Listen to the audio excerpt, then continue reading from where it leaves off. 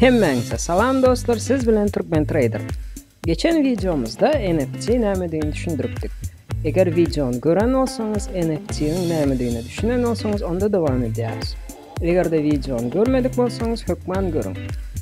Bugünkü videomuzda Fanzone projekti bilen tanışarız.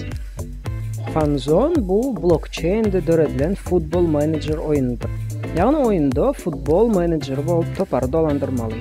Oyuncular, tälimçiler, stadionlar ve beýleki ähli zatlar olsa NFT görüşünde düzülendir. Entek oyun dol taýyn däl, ýöne häzir eýýäm siz oyuna agza bolup mult NFT alyp bilersiniz. Haçanda oyun dol taýyn bolanda NFT kartlaryňyzy satyp bilersiniz. Ya da oyun oynamak isteseňiz arkaýyn hiç hili pul salman mult alan kartlaryňyz bilen oynap bilersiniz. Häzirlikçe oyunda diňe Germaniýanyň milli ýygyndy toparynyň oyunçulary bar. Ýöne tiz wagtda beýleki toparlar hem goşmaly meýilleşdirýärler. Videonun aşağından oyunun salgısına geçeriz.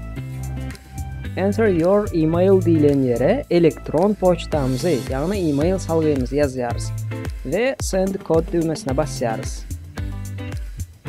Yazan poçtamyza kod gelmeli. Eger de poçtaňyza hat gelmese, spam bölümini we beýleki bölümleri barlap görün. Gelen kodu sayta ýazýarys, düzgünler bilen razylaşýarys. Eger de isteseňiz täzelikleri ýazyp bilersiňiz, kapçany geçip bot däldigimizi tasdiklaýarys we create account düýmesine basýarys. Accountymyz döredildi. Açılan pencerede adymyzy, familiýamyzy we loginimizi ýazyp next düýmesine basýarys. Indi bolsa Google ýan toparymyzy saýlaýarys. Haýsysyny saýlasak hem tapawdy ýok. Topary saýlap, open your first card pack düýmesine basýarys. Açılan pencereden open pack düýmesine basýarys. Bize bir sany mult NFT pack berilýär. Indi bolsa shop bölümine geçip yine de 2 sany mult pack alýarys. Onun üçin pack saýlap, buy düýmesine basýarys.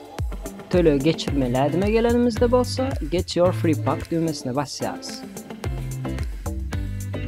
Bize değişli bolan NFT'leri collect bölümünden tapıp bileriz.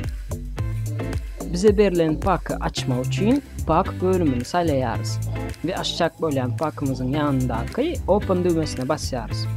Pack açılýar. Ve onun içinden çıkan NFT'leri görüp bileriz. Mut berilen pack'ların her birinden 7 sany NFT çıkýar. NFT'ler alış-çalış edilende FNC tokeninin kömegi bilen söwda edilýär. Bu ýerde eýýäm siz NFT'leriňizi satışa goýup bilersiniz.